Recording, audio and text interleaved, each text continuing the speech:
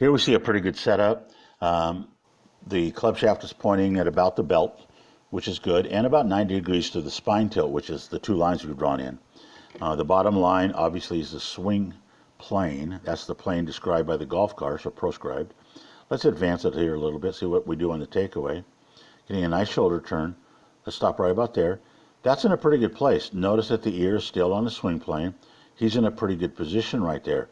He's rotated the shoulders more than the hip, creating torque, which is very important. Let's continue on back. Oh, there goes the lift. This is where we're pulling away from the golf ball. If I'm moving away from the golf ball 3 or 4 inches, it's going to be more difficult for me to get back to the level of the golf ball. Perhaps of the things that we need to control in the golf swing: the path of the club, the face of the club, the speed of the club, and then the bottom of the swing arc. Bottom of the swing arc is the most difficult because it's so hard to see that from up where we are. So let's advance the swing a little bit. So now he's even up really high. He's pulled away from that swing almost a foot. And he's got his hands in a good position. If he'd have just got his head back down to that white line, he'd be in a great place. He's now standing up. So it's going to make it very difficult for him he's going to dive down to the golf ball. But look what happens to the golf shaft.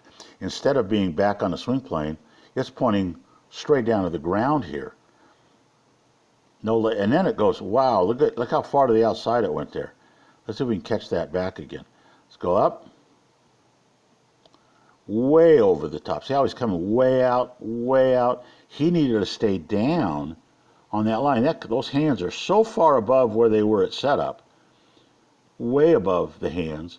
He's in a tough position now to hit the ball. This is another reason why I encourage a lot of my students to go to the single plane swing. So they're in the impact position, which is that position right there. They're in the impact position and setup. They don't have to find it again. Now, you got a really good shot off there, but the problem is when your hand-eye coordination is really on, your timing is on, your physical well-being is on, you feel good, you can do that. Anything goes wrong, your timing goes wrong, you don't feel balanced enough, your physical, maybe you got a hangover, you don't play as well. So let's work on making sure you stay on that swing plane forward and back, and you keep the spine tilt. I'm going to redraw that in red so you can really see it. Keep that spine tilt the same throughout the whole swing.